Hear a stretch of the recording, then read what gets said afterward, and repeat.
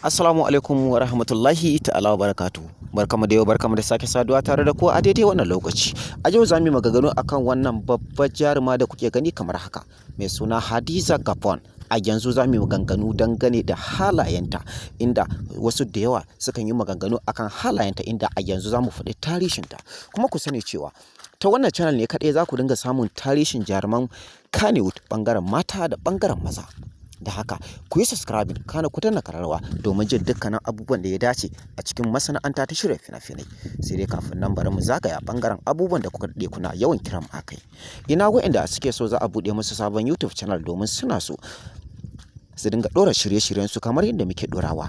Sannan ina sababbin mawaƙa waɗanda suke so waƙoƙin su yi suna a faɗin duniya.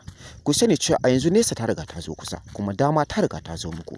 Ga waɗanda suke buƙatar waƙoƙin su yi suna a faɗin duniya, kuma su ma su zama celebrities a dinga neman su kuma har a san su.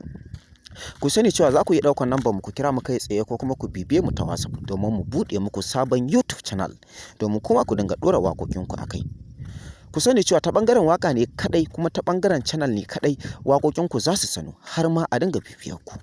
Sannan bugu da ƙari ina wanda suke harkar comedy ko kuma manya-manyan fina-finai ko kuma wanda suke bidiyoyi na ra'ayin kansu.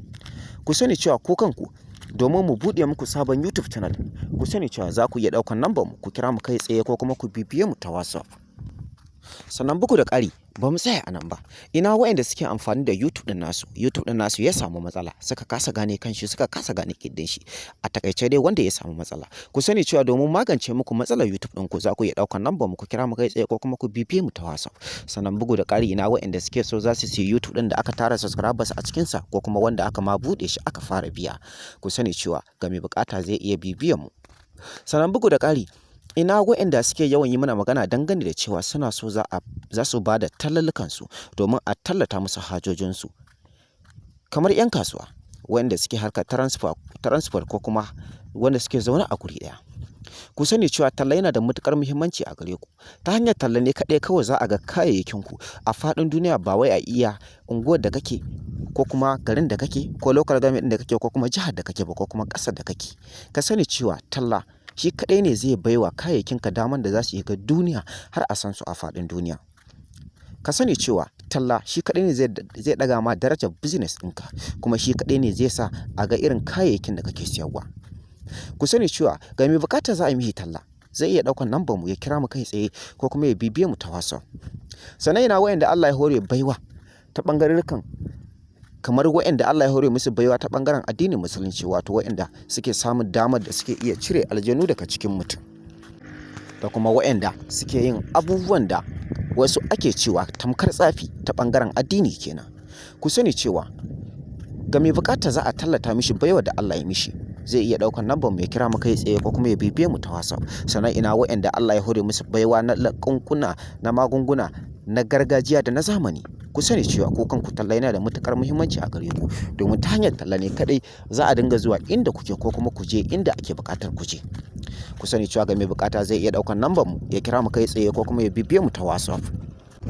Sannan ina waɗanda suke yawan yi mana magana suna so za a yi musu waƙa, kamar waɗanda suke so za a yi musu waƙa akan business ɗinsu, ko kuma waɗanda suke so za a yi musu waƙa akan waƙar aure ko kuma ma'ana waƙar biki kenan, ko kuma waɗanda suke so za a yi musu waƙa ta siyasa, ko kuma waɗanda suke so za a yi musu waƙa ta soyayya, ko kuma waɗanda suke so za a yi musu waƙa wanda za a waƙe ma wani babba ko kuma wata babba. Ku sani cewa a yanzu nesa ta riga ta zo kusa. Kuna da damar da za ku iya ɗaukar number mu ku kira mu kai tsaye ko kuma ku bibiye mu ta WhatsApp domin a yi muku waƙa, kowace irin waƙa. Bari mu dawo ainihin abin da ya ajiye mu dangane da wannan babbar jaruma mai suna Hadiza Gabon, inda ta taka muhimmiyar rawar gani ta ɓangarurruka daban-daban, inda a yanzu mutane sukan ce tabbas me yi dole a yi ma. A yanzu wannan babbar jaruma ta taka rawar gani ta ɓangarurruka daban-daban, inda ta samu ɗumbin makiya, inda makiya suka hau kanta suka yi mata inda a yanzu ba ta da cewa, inda kuma wasu da yawa sukan ce tabbas hakan alamun nasara ne, kuma mu kanmu mun tabbatar da cewa hakan alamun nasara ne. Wannan baiwa Allah tabbata tana da makiya ta ɓangarurruka daban-daban, wanda wasu ma da yawa sukan ce ba ma ta san da su ba, kuma ba komai ne ya janyo mata wannan abu sai wani hali da ta ɗauko shi ta kinkimo shi da kanta, inda wannan hali wasu sukan ce tabbas a yanzu dai a wannan rayuwar da ake ciki a yanzu wannan hali babu inda zai kai ta. domin sai dai kai ta ya baro ta. Kuma ko da a ce zai mata aiki ba zai mata aiki a gidan duniya ba, domin wannan baiwa Allah ta ɗauko wani hali wanda halin sai dai ka ce babu abin da za ka ce, sai dai ka ce kawai Allah dai isa haka ne fa alkhairi. Domin wannan baiwa Allah tun tana ƙasarta ta Gabon, tun kafin ta shigo Najeriya, tana da wani hali wanda hali ne mai kyau wanda kuma babu wanda zai iya yin irinsa a yanzu dai a yanayin da ake ciki yanzu. Inda wannan hali nata manya sun gani sun faɗa, kuma yara ma sun gani sun faɗa, samari sun faɗa, haka zalika 'yan mata ma sun faɗa, iyaye sun faɗa, haka zalika tsofaffi sun faɗa, ƙananan yara ma sun faɗa. Wannan hali ne wanda dukkanin wani wanda ya ɗauki irinsa to fa tabbas zai bulle, kuma tun a duniya zai fara gani. Wannan jaruma tabbas ta shigo cikin masana'antar shirya fina-finai ne ta wasu dalilai guda 2 zuwa guda 3, kuma tabbas ta samu wannan dama ne, musamman ma damar da ta samu dama ce ta shigowa wannan masana'anta, kuma ta shigo ne domin ta yada wata manufa tata, sai dai tabbas ta kasa samun damar da za ta yada wannan manufa, domin ita ba darakta bace, kuma ita ba producer bace, ita kawai jaruma ce. Don haka samun wannan dama kamar zai yi wuya a gare ta, amma kuma har yanzu tana da wannan ƙuduri na ganin cewa ta yada wannan manufa tata. Wannan baiwa Allah mai suna Hadiza Gabon, tun tana cikin ƙasarta ta Gabon, ta ɗauki 'yan Najeriya tamkar 'yan ƙasarta, kuma ta ɗauki Najeriya tamkar ƙasarta.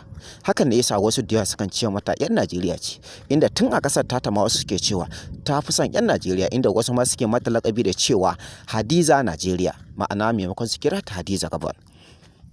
Wannan baiwa Allah tun a can ƙasarta tana da matuƙar kyauta da sadaka da sanin ya kamata, inda wasu suka santa ta ɓangarurrukan girmama manya da yara, inda tun a wannan lokaci wasu da yawa sukan yi kwatance kuma sukan faɗi wasu abubuwa a kanta, inda wannan abu ba kowane abu bane, sai dai idan mutane tun a gida, ko mu ce tun a nan Najeriya, inda a unguwar da take wasu da yawa sukan yi koyi da